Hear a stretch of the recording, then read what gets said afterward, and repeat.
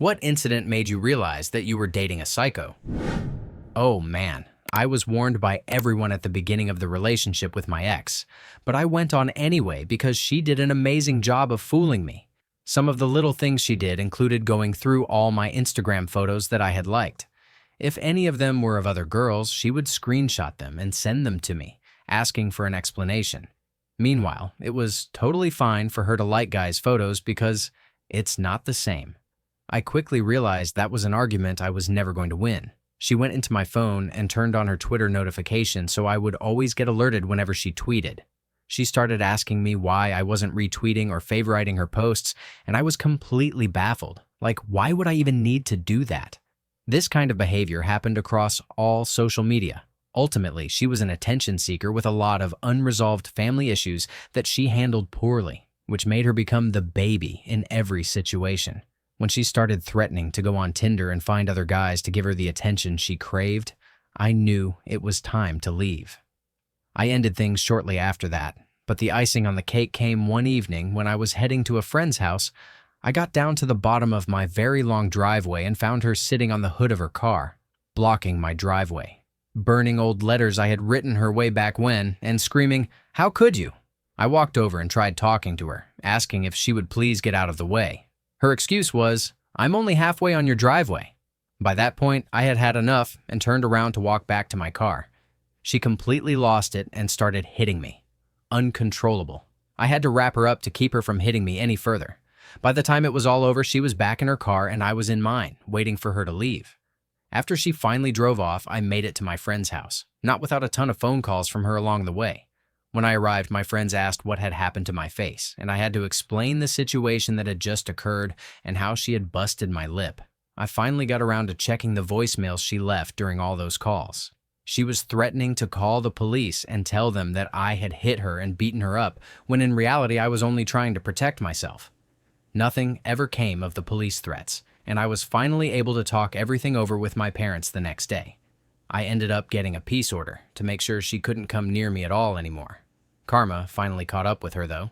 A couple of months later, she showed up at the ice cream shop where my sister works with one of the guys I used to be good friends with, until everyone he was close to found out he had been hiding a heroin addiction.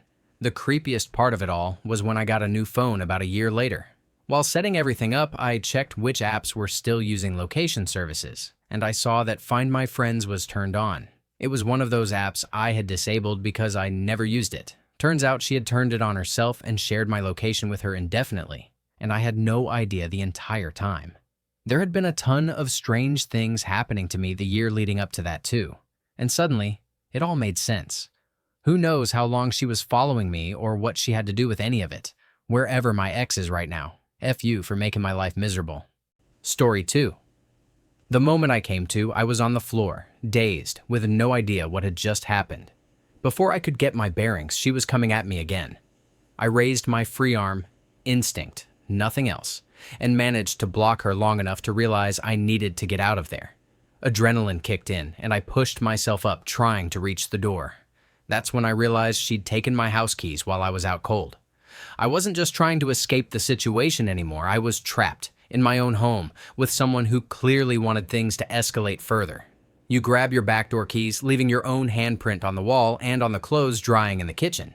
You barge past her, collecting whatever possessions you can, trying to get the key in the lock while constantly looking back to avoid any more blows. Once outside, you find yourself in the middle of nowhere. Friends aren't answering the door to give you sanctuary. Eventually, a work friend takes you in and drives you to A&E because your head is still bleeding heavily. That's when you finally call the police, and she is arrested for assault with an unknown weapon. Story 3. 3 stories. 1 girl. Story 1. I texted her, "I think we should break up, it's just not working." She replied, "Oh, okay, are you home?" About 45 minutes later, I hear my front door open. I'm upstairs on my computer. She stands in front of my bedroom door and says, "So you think this is over, huh?" I probably should have said, "No, I love you." But instead, I egg the psycho on with a simple office line response. "Yepers." She runs across my room and tosses my 2 dressers to the floor, goes through each drawer, throwing clothes everywhere, grabs 2 framed pictures of us and smashes them against the walls. The whole time, I'm sitting in my swivel chair at my computer, just swiveling away. After the second picture breaks, I ask, "That all you got? You done? You happy?" While laughing a little. Bad boy. The look in her eyes, I swear, they turned a satanic red. If she had a gun, I honestly think she might have shot me. She runs toward my $3,000 to $4,000 computer setup and reaches for the monitor. I spring the heck up from my chair, grab her hands, and lift them above her head while she's bawling uncontrollably. I tell her, "Okay, that's enough. We're done here." She looks me in the eyes and says, "I love you. I bet you won't." Well, she tried to push the limits right there. I released her hands and carried her to her car. She sat in my driveway crying at the wheel for an hour before I told her I was calling the police. Wow, that story took longer to type than I thought, LOL. Side note, we got back together and dated for another full year. Story 2. Valentine's Day, 5:30 p.m. on the interstate. Psycho girl driving. Me riding shotgun, wishing I had a shotgun. Honestly, I can't even remember what started the fight, but we were arguing while she was doing 80 miles per hour. During the fight, I told her, "Let's just forget dinner. Take me home, and I'll call you tomorrow." She rages, hits the gas, and says, "Do you think this is a game?" I'm a little perplexed and honestly fearful for my life as she ramps it up to roughly 110 miles per hour. I reply, "We're both 25, babe. I think we're a little old for games." She slams the brakes and drifts over into the nearest median, pointing toward oncoming traffic. But we're sitting in the median. She says, raging and in tears, "If I can't have you in your time tonight, then no other girl will ever again. That's my dong." I reply, "Look, you can have whatever you want right now. Let's just get off the interstate and talk outside." Mostly so I could run for my life. She says, "Okay, I'll go to the parking lot across the street if you swear on your dad's life that I get you and your time tonight." My dad had passed away 2 years prior. Screw cancer. I said, "Fine, whatever. Let's go talk it out." We get to a Burger King parking lot, and as soon as she put it in park, I hopped out of the car and went inside like some bum-ass kid. Somehow, we ended up being intimate and got back together again. I've got one more story to post in a bit, about what actually made us break up for good. Story 3. Short and sweet. We dated 3 years. She accused me of cheating, or asked about it, every single day. Finally, after a lot of pressing and me having hard evidence, texts, Facebook messages, other things, she admitted to cheating. She told me that in the last 3 weeks of our relationship, she had slept with at least 9 guys. That's 9 guys in 3 weeks. You do the math. I broke it off. I hope she's gone for good. I'm still disgusted to this day. Story 4. I'm really sensitive to horror movies. I probably shouldn't watch them because they disturb me too much, but of course, I don't always follow my own good life advice. I watched The Grudge with my psycho ex, terrified, beyond disturbed, and she was well aware of it. If you don't remember, in that movie, the victims receive a phone call a few days before they die. The next morning, I wake up way before my alarm, super thirsty. It's winter and still dark outside. I'm too scared to go downstairs for a drink. I toss and turn trying to fight it, but in the end I can't. I finally run downstairs to get a drink. It's 5 a.m. As I'm quickly guzzling apple juice, the phone starts to ring, and I freeze like a baby deer, utterly terrified. I know it sounds ridiculous to some people, and that's fine, but it is what it is. I eventually ran upstairs, terrified of what I might find around each corner. I crawled back into bed with my ex, who was sleeping soundly. My heart was hammering and I was shaking. I never fell back asleep. When he finally woke up, I told him what happened. After he investigated the mysterious early morning call, he insisted there hadn't been one because nothing showed up on the call display. He kept insisting I had dreamed it, but of course I hadn't. Long story short, his behavior had already been sketchy at that point. So when he went to the bathroom, I sneaked a look at his cell phone. He hadn't erased his call log. He was the one who made the phone call, and then erased the record on the landline. Story 5. My ex-husband was completely nuts. I was 19 and he was 20. Basically, 2 dumb teenagers, and I divorced him after a year because he was so awful. Here are a few examples of his nonsense. He was a vegetarian. He didn't have a job or provide any groceries. I was the only one earning an income. But he made me buy the food he wanted. if I bought milk or meat, he threw a huge fit and wouldn't let me keep any of it in the house. He typically lived 2 hours away on campus for school. I sure as hell was not moving down there. And one weekend when he was home, he found a cheeseburger in the refrigerator and threw a screaming fit like a child. I literally had to sneak out to eat. He applied for one job over the summer, got rejected, and then refused to apply for anything else, screaming if he was asked to. One night, we had a mutual friend over and he was making pasta. I told him to use a new jar of sauce instead of the 2 half-empty jars of different flavors in the fridge, but he did what he wanted instead of something that made sense. The friend and I agreed that it tasted weird, and he threw down what he had in his hand. Dice, I think, because we were playing a board game, and stomped into the bedroom to sulk. He wouldn't let me talk to any of my friends when he was home because they had all been his friends who were done with his nonsense. When he wasn't there, he constantly bished about them, trying to make me hate them. Just, ugh. I had to get a restraining order when I filed for divorce. The dude was absolutely nuts. Story 6. I was seeing this guy for about 2 to 3 months. He kept pressuring me to say I loved him, and he would cry whenever the topic of children came up because I was always a firm no. He insisted we could compromise, but you really can't compromise on having children. Eventually, I got the push I needed to end things. I wasn't that invested, and he clearly was. The unhinged behavior only started after I ended it. He kept texting me that he was going to fight for me, whatever that meant. He also said he wasn't giving up because he had basically become her dad, referring to my cat, after only 3 months. He would switch between begging me to come back and threatening me. When I didn't respond because I had blocked him, he messaged me on Skype. Then I blocked him there, and he moved on to Facebook, Instagram, and so on.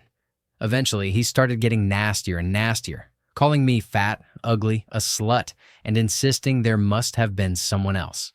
I changed every code in my house because, honestly, who knows if he watched me type my PIN over my shoulder. Then he began harassing people we both knew. He messaged my best friend claiming he was going to file a restraining order against me and that I should expect something in the mail, which is not how restraining orders work, my guy. He told another girl I knew that he planned to sue her for slander because apparently that made sense to him. He lashed out at several people in our circle until everyone blocked him. And apparently this behavior wasn't unusual because a few other women came forward saying they'd had similar experiences with him. It all quieted down after a few months until about 2 to 3 months ago when he tried to add me on Instagram. I blocked him immediately, and then he somehow found my super old Flickr and messaged me there, saying he was sorry for how he acted and that if I didn't want him on Instagram, I didn't have to delete my account, yada yada. I never responded, I just deleted it. But yeah, this was the same guy who claimed he was the dad to my cat. Story 7. I was downstairs watching TV at my ex's house while she went to use the restroom upstairs. About 2 minutes later, I heard a bang, but it wasn't loud enough to make me think anything was wrong. Another 2 minutes passed before she came back downstairs and demanded to know who the hell female name was and why she wanted to know if I was coming to see her next week. I told her it was my cousin, because it was, and she immediately insisted it wasn't and told me to just be honest. This went on for about an hour. Eventually, I couldn't take it anymore and told her I was just going to go home because arguing over something that was simply true was making me feel crazy. I went upstairs to grab my phone, which had been charging, and saw the screen was smashed. I got my things and started walking toward the door when she stepped in front of me with a knife. In the moment, I honestly wasn't scared. I didn't think she would actually do anything. I mean, who pulls a knife on their significant other? I'm a pretty calm person, so I told her how much I cared about her, that I would never cheat, and that we could call my cousin if it would make her feel better. Apparently my side chick would lie for me, so calling wouldn't matter. After things calmed down a bit, I told her I still thought it was best if I left and that we could talk later. When I approached the door, she took a small swipe at me with the knife. I grabbed her arm, managed to pull the knife away, threw it across the room, and walked out. Looking back, I wasn't scared as I walked out because I assumed no one would be wild enough to take something like this public. But honestly, I should have run for my life. Story 8. I dated 2 of them, both narcissists but in different ways. The first one was the most diabolical. I was on and off with him for 8 years. He was notorious for starting arguments out of nowhere, then storming out of my apartment after training me to always run after him. followed by silent treatment while stalking me online, cheating, and so on. I made the mistake of moving in with him, which lasted for 1 year. I was unemployed at the time and actively interviewing, and he constantly threatened me with homelessness. I've never felt so small or insignificant. Eventually, things started to get physical. He ended up throwing me out after inviting his parents over, who helped him triangulate me. When I went back a month later to get my things, there were women's toiletries openly sitting in the bathroom. Now he's engaged to someone else. That poor girl. I'm doing a lot better now, even though I'm still dealing with CPTSD. Therapy is helping, but sometimes the triggers can still be overwhelming. Story 9. Oh man, it's my time to shine. Psycho number 1. Fresh out of high school, a female acquaintance came by my workplace. I was working downtown at a BBQ deli spot, and we started talking. She gave me her number, we hung out for a few days, and she told me she was really into tattoos. So a few days later, we went to a tattoo parlor, and she handed the artist the most messed up, dead, twiggy tree drawing you can imagine. Like a first grader's attempt at drawing lightning, but upside down and in black ink. She said, "It's my family tree," and I'm standing there like, but it's dead. She got what is arguably the worst tattoo I have ever seen in my entire life, a full back piece. We kept hanging out even after that, and then she tried desperately to convince me that her mother had purchased 3 PSE crossbows that hadn't even been released yet. When I told her those models weren't out, she doubled down and insisted they had gone to a gun store and bought those exact ones. I asked to see them, and she gave me the dodgiest answer. Oh, she sold them already. Apparently there was a booming market for crossbows I didn't know about. After we broke up, because I had the feeling she was a compulsive liar, she started dating a meth addict who impregnated her. Her social media was plastered with posts about how they were going to get married. Then, one day, all the baby photos vanished from her accounts, and week after week, fresh tattoo photos started being uploaded. Psycho number 2. I met this girl on Tinder. Oops. We started hanging out for about 2 weeks, and she mentioned wanting to move out of her apartment. I offered to let her stay with me for a couple of days until she found a place of her own. That turned into 2.5 years of the most abusive, one-sided relationship I've ever experienced. She had a serious drinking problem, terrible social anxiety, and pretty bad depression, and I became the punching bag for all her aggression. She didn't have any friends, so she'd get furious if I even hinted at wanting to spend time with mine, always finding some reason to exclude me. She had a messed up BMW, so we sold it, and I rebuilt another one for her from the same model year. Basically, from a shell to a fully functional vehicle. She never drove it.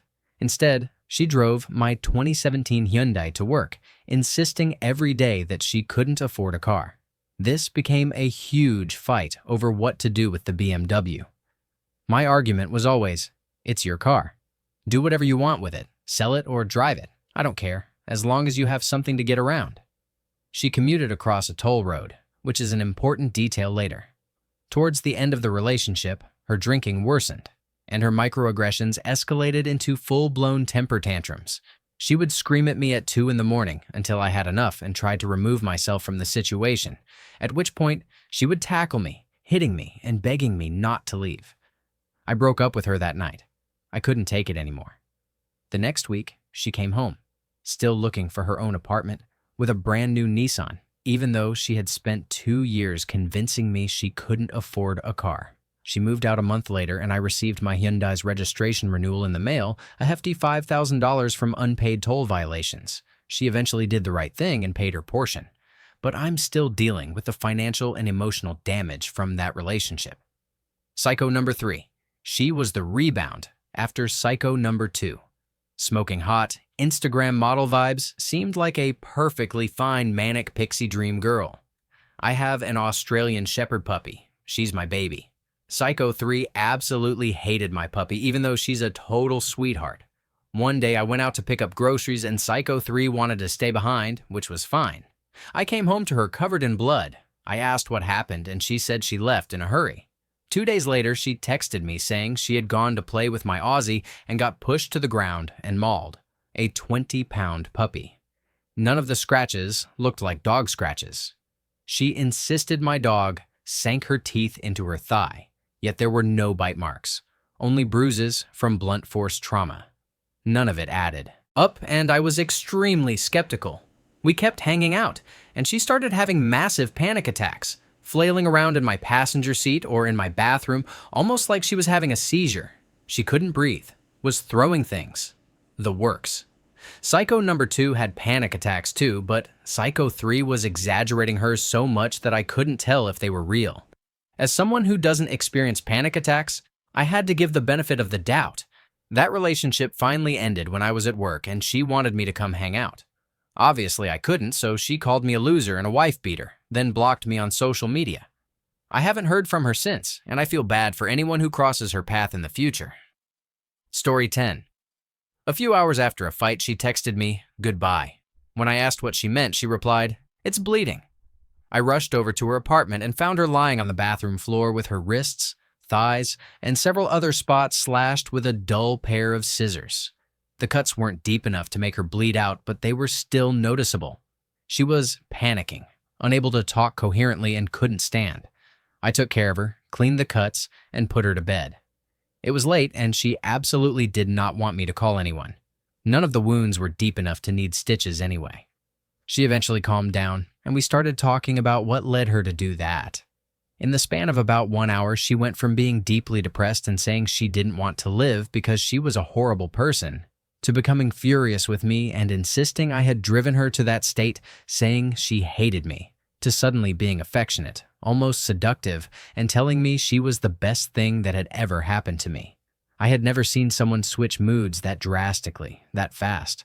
I still saw her for a few months after that, and honestly, I haven't been able to completely remove her from my life, even though we don't date anymore. That night, however, taught me a lot about the potential state of the human mind, and that you truly don't always know someone you thought you did. Story 11. Thankfully, I realized he was a psycho before we ever dated and ended the friendship entirely. We went to high school together. You know, full melodramatic, angst-filled BS 24/7. He was in a few of my classes and eventually became part of my friend group, and over time we started talking. We were never super close, but he ended up dating a couple of friends from that group.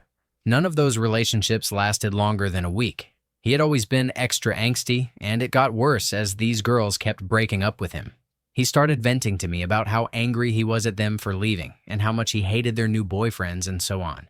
I listened because I was trying to be a good friend, but eventually it started spilling into other parts of my life. Example, when I hung out with a different friend group for lunch, he would text me every single day asking me to sit with him, manipulating me with lines like, "It's okay if you don't, because I know you like your other friends better anyway."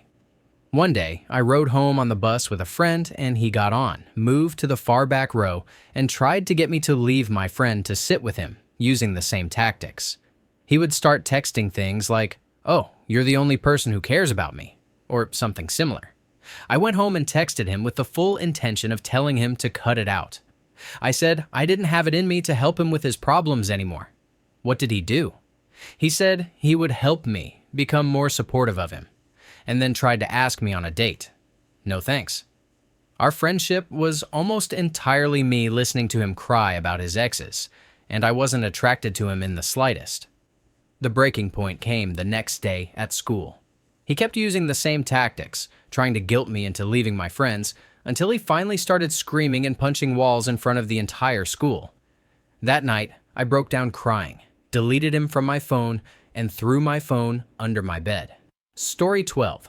One night, on a date with my fiancée, she got weird in the car and started a random fight. I was tired and didn't want to argue, which only frustrated her more. She began saying the most hurtful and provocative things she could imagine. It felt like my ears were a toilet. That was my one big warning sign, but I ignored it and married her anyway. We were together for 7 years and had one child. In the final year of our marriage, she went psycho one night and stabbed me in the leg. If it hadn't been for my sleeping child down the hall, I would have left her that night. A few months later, she made it easier by cheating, feeling guilty, and leaving of her own accord. And that was just the beginning of the nightmare. Even after leaving me a single dad, she still felt the need to know everything about my life. Knowledge was power to her. My wife now doesn't understand how I was so naive. For example, she would come to pick up our son for her weekend and ask to use the bathroom. It seemed innocent enough. My wife, who I was dating at the time, said, "You idiot, that's so she can get a look inside your house." I thought it was pathetic, but apparently that's the sad life psychos lead. After I remarried, she sued me for custody of our son, who was 10 by that time. She had left when he was 2. I spent 5 years in family court, enduring all the emotional abuse you could imagine. She didn't succeed in gaining custody, but she did cause severe financial damage, which I believe was her intention. My son turned 18 2 years ago, and I haven't heard from her since. Bliss. But oh, the cost. 16 years of living hell. Learn from me, kids, and don't ignore the warning signs. Story 13. Not me. But my current boyfriend's ex is genuinely unhinged. He broke up with her in early March of 2016 after 3 years together, and she had a new boyfriend by the end of that month. I met him in August. She would still show up at their old apartment, one she had already moved out of. While I was there, storm in and start screaming at me. She even sent me messages on Facebook saying I wasn't allowed to go to the apartment anymore just because she used to live there. Then there were the stories he told me. How he wasn't allowed to talk to any of his female friends because she was too insecure, and how she told everyone at work he only broke up with her because she gained a few pounds, which made everyone there hate him. She used to track his phone every time he left the house, and once got furious because he went to Target to buy toilet paper. She assumed he was going to meet other women. Needless to say, the poor guy still gets nervous doing certain things around me because he's so used to how she would react. Story 14. When I found out he had cheated on me multiple times, I stupidly tried to work things out for the kids. That's when his behavior really showed me who he was. He would openly go through my phone, scrolling through every single app, convinced I was cheating on him, despite never finding anything. But the final, absolute "you are a psycho" moment was when we started a new job together at the same factory. Great pay, great benefits, and he immediately told anyone who would listen, and plenty who didn't want to, all about our marital problems. He told people I was untrustworthy, that I was cheating on him, and that I had to work in the same area as him so he could keep an eye on me. That was the point where I finally realized how far gone things were. I couldn't even talk to male coworkers. He was convinced I was flirting with them. If I did, he would berate and yell at me for days. And when I finally broke and screamed back, he would act perfectly calm like I was the one overreacting. It took years to finally get over the abuse this psycho put me through. And even now, I still can't completely get rid of him. Story 15. I was seeing a girl for about 2 years, the worst 2 years of my life. I got injured in the line of duty and as a result started gaining weight due to my limited mobility and severe PTSD. She constantly reminded me that I was broken, and because of my conditions, no one else would want me now, so I'd better keep doing things her way. It consumed every minute of my waking life. One day, I had a revelation. I wasn't a bad person. In fact, I realized I was a remarkable man for having risked everything to save another human life. So, I tried to leave. The barrage of messages started, directed at me and anyone she could find, full of lies and wild stories she told to anyone who would listen. The "what's the point of living if we're not together?" and the same old "who else would want you?" routine continued. Then she escalated, showing up at random hours and threatening that if I didn't comply, she would claim I had assayed her. Unluckily for her, I happened to live with a cop at the time. He helped me compile evidence and prepare in case I had to legally defend myself. This was over 10 years ago, and I still remember it vividly. I'm happy to report that my PTSD is now 95% managed. I'm back in the gym, and best of all, I've been happily married to an amazing woman for 5 years. Don't stay trapped. Story 16. At first, everything was beautiful and amazing. The relationship moved incredibly fast, but seemed really good. We had absolutely perfect times and both thought we were madly in love for about 2 weeks. Then, one morning, she completely flipped and screamed at me because she didn't think I was scrambling the eggs properly. A massive, emotional meltdown ruined the morning, all because I wasn't scrambling the eggs correctly. That was the first sign. After a while, weird emotional blow-ups became more common, and I felt like I was constantly walking on eggshells around her.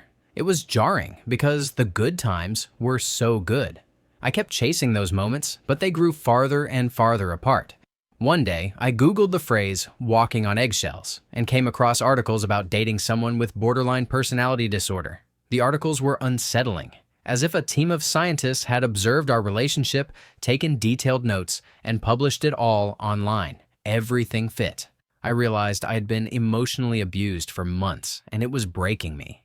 Borderline personality disorder, for those who don't know, doesn't mean you're on the border of having a personality disorder. It means you definitely have a disorder and are borderline psychotic, or at least that's where the psychology community used to place it on the spectrum of neuroses. It's a terrible disorder. Without help, someone with it will inevitably hurt and manipulate the people they love the most. I don't hate her. I never did. She was broken and always acting out of pain. I knew she was never sitting back, plotting ways to hurt me. But that was how her brokenness manifested. I always knew she needed help, but I finally realized I could never be the one to provide it.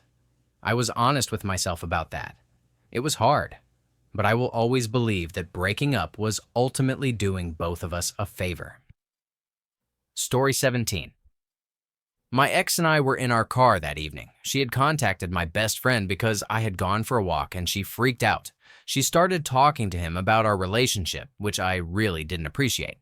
I called her out and explained that I had walked just 1 block away to avoid being upset around her. She misunderstood, thinking I was jealous and accusing her of trying to hit on him. As we drove to her parents' house, when I was about to merge, onto the highway, she slapped my chest really hard. I said, "Hey, what the hell?" and kept driving, thinking she had gotten the point. I was going 65 miles per hour when she started punching my face. Literally, this 5'2" woman punching me 6'0" as hard as she could.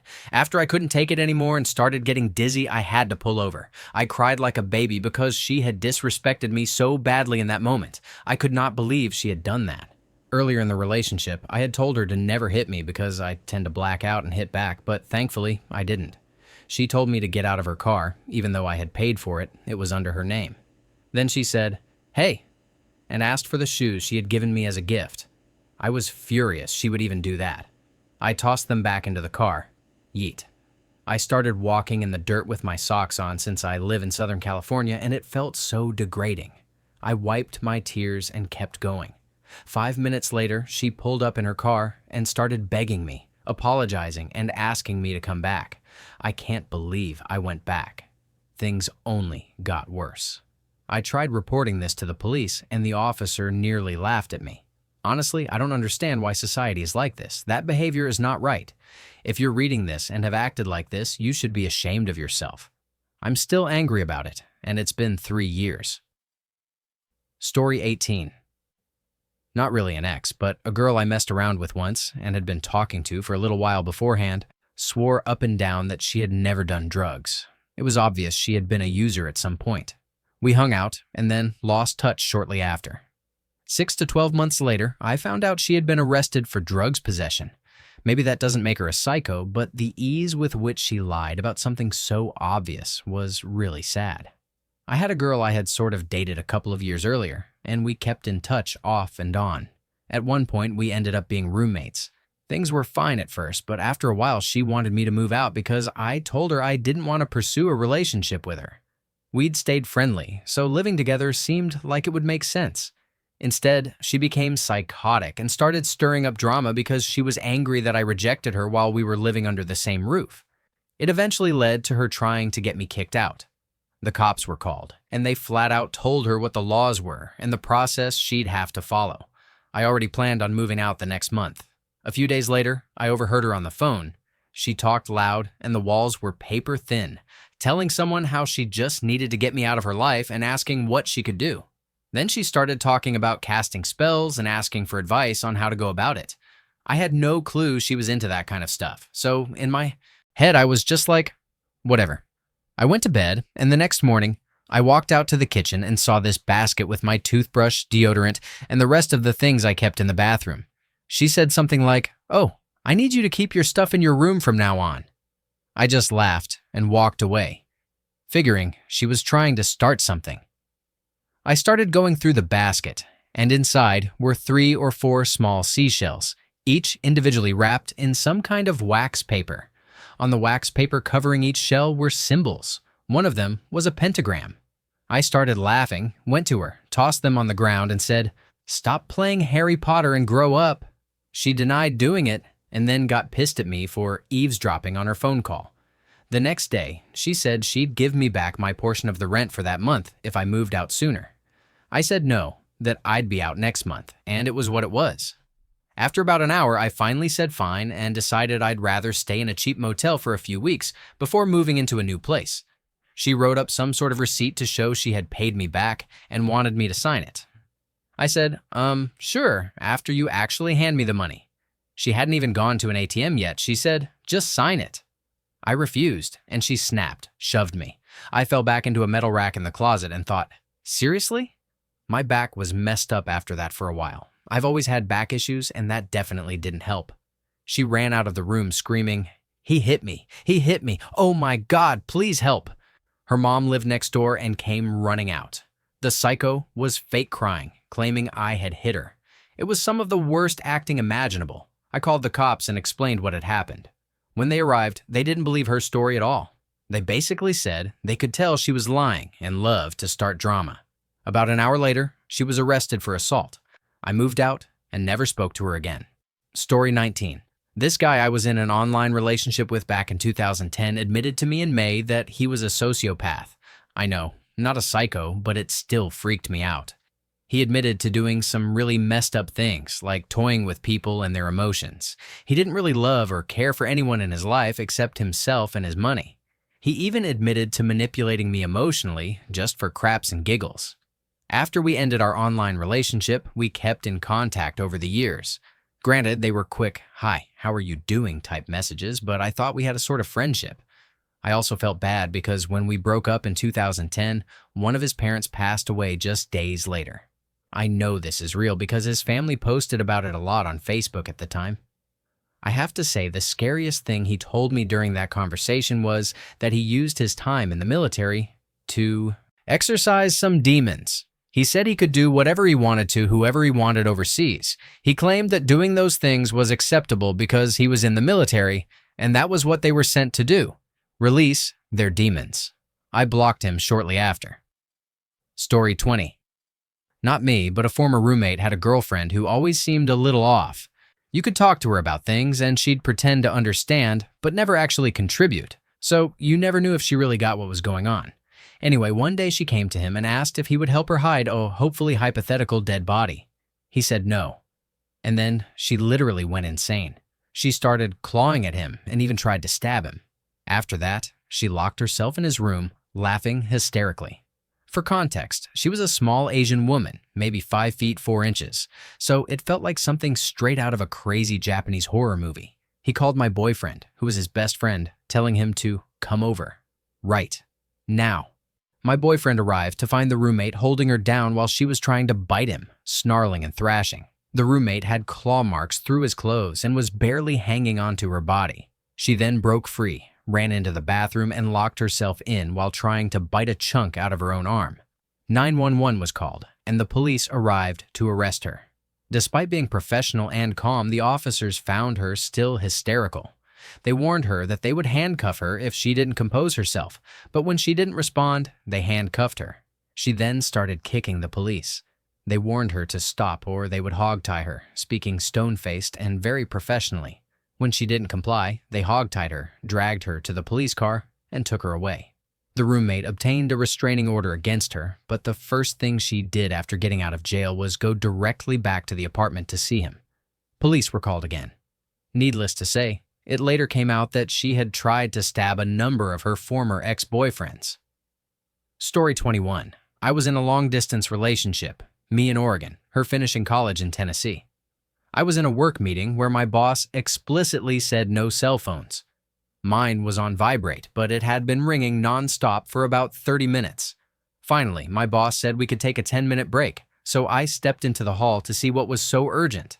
I had about 15 to 20 missed calls and a single voicemail, all from my girlfriend. The voicemail was her sobbing and sounding hysterical. She said she had been at a party a while back and something had happened. Now she claimed she was pregnant and was freaking out. I immediately told my boss I had an emergency and had to make a call. I called her, panicking, and she picked up. Her explanation? "Oh yeah, I was just mad because you weren't answering my calls." Then she got upset at me for not finding it funny. We broke up soon after. Story 22. I was invited to a concert on a Saturday night. A friend had tickets for himself and his wife, and he invited me, 25 male, to tag along with their one extra ticket. I wasn't a big fan of the band, but I hadn't spent much time with him lately, so I said yes. I invited my SO, and she declined, saying she didn't want to pay to see a band she wasn't into. Instead, we planned for lunch a couple of hours before I was supposed to meet my buddy. Between deciding where to go, her waking up late and hungover, deciding not to go at all, and then deciding parking was too difficult, we drove between her place and the restaurant about 6 times. Each trip was progressively more manic until I gave up on being in public. By the time I ran out of patience, there was no time left to sit down for lunch anyway, so we headed back to her place. On the way back, she saw a bird that I didn't almost hit the car, and she got pissed at me for not swerving. She was already angry that I was going to the show, and it became clear she'd been stalling the whole time to make me too late to go. I don't like flaking, so I dropped her off and drove away. 2 minutes later, she called, questioning where I was going and accusing me of lying about my plans. She claimed she was following me, even though she didn't know where my friend lived. On the second call, she said she had gotten into a car accident. On the third call, she threatened to hurt herself and accused me of abandoning her. Under the advice of my friend's wife, I let her know that if I didn't hear back from her to confirm she was okay, I would call it in and have her Baker acted. I also reached out to a couple of her close friends, one of whom she was sleeping with behind my back, and asked them to check in on her. Her response? "How dare you involve my friends? It's not your place." I think I left her the "we need to talk" voicemail that Monday. She claimed to be pregnant and dragged it on for 3 months. 3 months later, I discovered she had been sleeping with that friend. It took me that long to learn that even if someone has an issue, they don't deserve your help and affection if they can't control it. She was eventually diagnosed with borderline personality disorder. There were clues long before, but when it got bad, it got really bad. Story 23. We had been talking about ugly family pets and how sometimes a weird quirk made them cuter. When he started giggling uncontrollably as he told me about the best one, it was his grandma's dog, which he described as having its head always tilted to the side and drooling. As he laughed so hard he cried, he said it used to be annoying and yappy, until he put it in the microwave for 10 seconds or so. According to him, that improved it. We had been dating for about 5 months and living together for 2, and some of the things he'd been doing had already left me feeling really uneasy, especially the way he'd been trying to isolate me from everyone I knew. When he laughed like that over the story about the dog, it absolutely terrified me. I knew I had to play along, stay calm, and then get out safely. I moved out while he was at work. After that, he started stalking me. One incident, including but never proven, was when a car was set on fire directly under my apartment balcony. He then called me to offer comfort, saying he had driven by, seen the flames, and wanted to let me know how much safer I'd be with him. He was especially terrifying because he seemed so sweet and normal. He was cute, wrote poetry, played guitar, was fun and playful, and had lots of friends. I eventually moved away because he had convinced everyone we both knew that I had broken his heart when I cheated on him, and that nothing I said could be trusted due to a pharmaceutical drug addiction, neither of which were true. He also got me fired from my job after we broke up. He started showing up at every shift, threatening me under his breath while charming my boss and other customers, until I cried in fear and frustration. The owners eventually reached out a few years later and apologized. He had gotten caught doing the same thing to another ex. Story 24. Not me, but my friend was dating an insanely jealous woman. One night, she got drunk and started screaming at us, accusing him of cheating on her with me, a straight guy. She was yelling so much that we decided to just leave. When we came back the next day, she was gone, and his place was trashed. Plates were smashed, tables knocked over, a few fist holes in the wall. She had unrolled an entire roll of bubble wrap and thrown it everywhere. There was human crap on his bedroom door, a long, rambling note scribbled on a pizza box about how small his dong is, another note written on a pumpkin, and a bunch of other things I can't even remember. To top it all off, the next day he got a call from the police. She had claimed he assaulted her and pressed charges. Despite all the evidence, including me as a witness, he still spent a night in jail. It took 6 months and about $1,500 in legal fees before the charges were dropped. Moral of the story, don't stick yourself in crazy or an addict. They don't always look like junkies. Story 25. There were little hints throughout the relationship that I never seemed to pick up on. It seemed like starting the day after our 6-month anniversary, she became this toxic mess, and every day after that just got worse. She would get mad at me for being 15 minutes late when I said I'd be there around 1 and showed up at 1:15. If I ever got upset with her about something, she would say I was being ridiculous and only thinking of myself. Yet she would get mad at me at least once every time we saw each other. She was my first for several things, so I thought this was how relationships were supposed to be, and that I just had to deal with it to prove my love. Because of her, I even thought I had a low drive, not that it's incredibly high, when in reality I was just subconsciously avoiding being with her. Fast forward 3.5 years, wasted into our relationship, and I finally worked up the courage to break up with her. She then hacked my Facebook and posted this huge paragraph calling me a cheating liar who flirts with men and claiming I had given her an STD. As someone who has always prided myself on being honest, seeing her write that really hurt. It was a huge blow to my self-confidence, but the part that really cemented the idea that she was psycho was that since I was staying in a dorm at the time of the breakup, she couldn't come see me whenever she wanted. You needed an ID to get through the front door. So she called my phone at 2 a.m. and left a voicemail saying she would come to my dorm and blow it up if she had to. I reported her to campus police and let them listen to the voicemail to show how serious the situation was.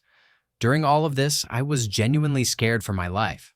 Looking back now, I just feel bad for her. She clearly has serious mental health issues that, due to pride, she probably won't ever address or fix.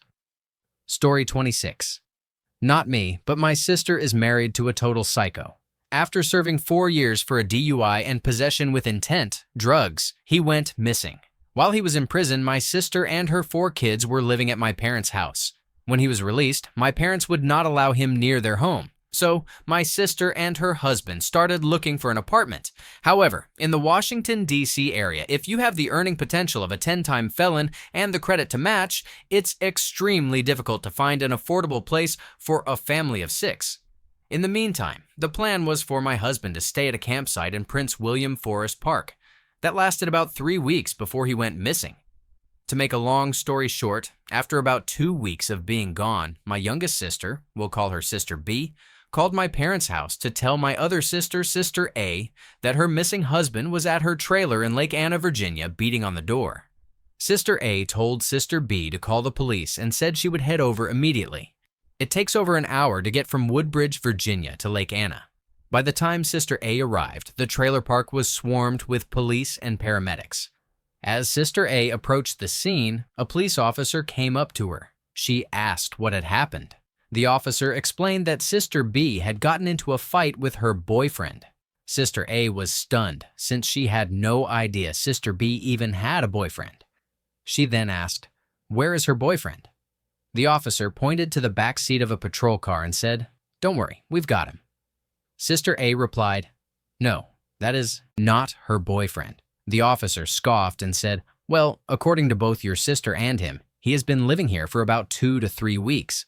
That is when Sister A said that is not her boyfriend because he is my husband. This man was a well-built 260-pound man who already had at least 6 felony assault charges. Sister B was a naive girl who maybe weighed 110 pounds. His assault on her put her in the hospital for a week. In the crime scene photos, she was unrecognizable. Both eyes blackened, a broken jaw, concussions, bleeding from the ear, a ruptured eardrum, and several missing teeth. In court, my brother-in-law tried to argue that he had been defending himself from her, pointing to a few scratches on his face in his mugshot. The arresting officer told the court that those injuries came from wrestling with the 6 officers it took to restrain him. Since he had tested positive for PCP at the time of his arrest, he was sentenced to serve 8 years for aggravated assault, resisting arrest, and a parole violation. He served only 4, still insisting he had been defending himself. He was released sometime in 2012. I do not think he had even been out a full year when he and my sister, Sister A, moved to the Winston-Salem area of North Carolina.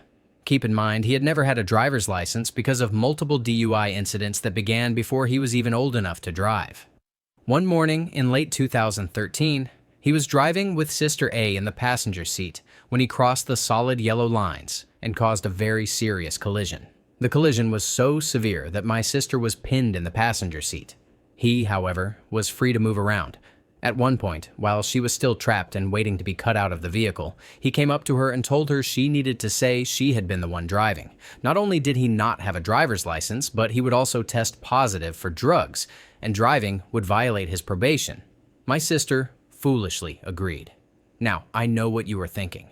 How could anyone expect to convince the police that they were the driver when they had to be cut out of the vehicle? I wondered the same thing. But my sister insisted, all the way to the hospital, that she had been the one driving. My older sister, this is not Sister B, met her at the hospital. By this time, the seriousness of the accident had already reached the local news. Sister A had not heard any of the reports while she was in the emergency room and was still insisting that she had been driving the vehicle. She was getting short with the officers and cursing at them, saying, "I do not know why you do not believe me." Even when the officers pointed out the seatbelt marks on her right shoulder, she continued to insist. Eventually, when they began warning her that she could be charged with obstruction of justice, my older sister asked to speak to the officers outside. She requested a few minutes alone with Sister A, and the officers agreed. My older sister asked Sister A why she was lying to the police. Sister A said, "He is going to get into so much trouble." It was then that my older sister told her that the driver of the other car had been killed instantly in the collision. That was a detail her husband never mentioned when he asked her to lie for him. It was only when my sister realized she could be charged with manslaughter that she finally told the truth. My brother-in-law spent 2 years in prison for that and was then transferred to Virginia for another year and more because of the parole and probation violation. Even after all that, and yes, my foolish sister is still married to him.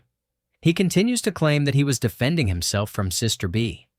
He has also said that he would not have received such a harsh sentence for the accident if Sister B had not insisted on pressing charges. He even approached Sister B recently to tell her that he forgives her for all she put him through. He is an absolute jerk. Since the accident, he has been involved with a stolen car, burglary, and possession of drugs. Story 27. I already knew he was psycho at this point, but this is the story I used to really cement just how psycho he was. On the morning of my 22nd birthday, I woke up, sat up, smiled, looked out the window, and said to him, "Wow, another beautiful day."